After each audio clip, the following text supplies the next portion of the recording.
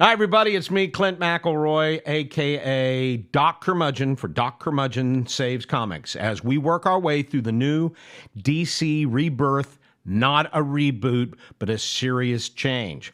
And what we're doing is we're working our way through every issue 1 of the Rebirth line. We had 3 qualifying books, Aquaman, Flash, and Wonder Woman. But you say, but Doc, didn't the Action Comics Rebirth come out and the Detective Comics Rebirth come out? Yes, they did. I got them right here in my hot little hand, and they're really good, but it's Action 958 and Detective 935. They're keeping the legacy, and hey, they're not number 1s. This ain't no charity case. I'm only doing the number 1, so we're following the rules. So, let's start off with Aquaman, number 1, and see what we get.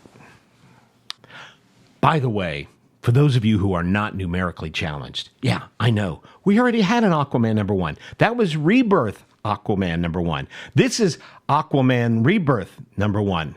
Or maybe this is Rebirth Aquaman number 1. The other one was Rebirth Aquaman. I don't know. Anyway, 2 number 1s, remember? But it's not a marketing scheme. It's a rebirth. Dan Abnett is one of the best comic book writers working today. You want proof? Okay. This first Aquaman has 13 pages of non-action. There's basically a little morning after pillow talk between Arthur Curry and his wife Mira, both with fabulous looking bedhead. There's a little chatter going on between some new characters, but 13 pages in before there's the slightest bit of action. And it works. It's okay. Abnett is so good because the storyline is really compelling. We've talked about it before. Also, the characters are really good. And we meet some new characters, kind of filling in this whole big cast of characters a la Game of Thrones like we talked about. We meet a new royal guardsman, and we meet a liaison from Britain, and we meet what is becoming one of my least favorite stereotypes, the obnoxious reporter.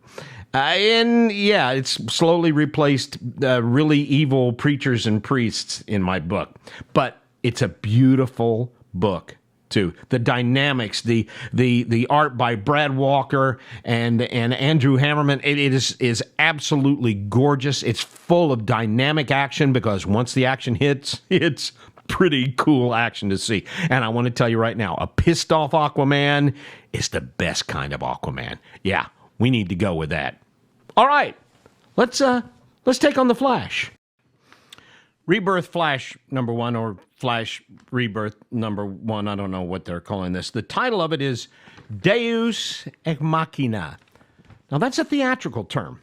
What they used to do in theater was they would introduce a character late in the play, and it was usually like a god, and they would come in and save the day and Deus Ex Machina. Now, usually in the old days of theater, they would fly them in on a crane, which A, sounds really awesome, and B, became so overused that the term Deus Ex Machina means if you're telling a story and you bring in something to change the whole game late in the game, that's what the topic is. Well, in this case, what they're trying to do is resolve the whole Flash getting his powers thing. I understand. They're trying to bring it in line, I think, kind of with the TV show, which is what they established in the other Flash Rebirth 1 or 1 Flash Rebirth. Anyway, now you got 2 Flashes because Wally West came back. But now you got 2 Wally Wests. You got a Kid Flash. And at the end of this book, they introduce another speedster. All of them with powers that it's a little hard to believe. Lightning hits a bunch of chemicals. The chemicals hit Barry. The exact same thing happened to Wally. And now this same thing's happened to this guy. Look, we said it before. They're trying to bring it in line with the TV show. I understand that. And I'm fine with it because Grant Gustin, he's a hell of a Flash. And I think by bringing it more in line with that, they're doing a good thing. So, yeah, we're adding the Flash to the pull list. Let's see what they do with Wonder Woman. Okay. I was kind of hard on Rebirth Wonder Woman number 1 or Wonder Woman Rebirth number 1 from a couple of weeks ago. But this book is better. Greg Rucka's writing is awesome.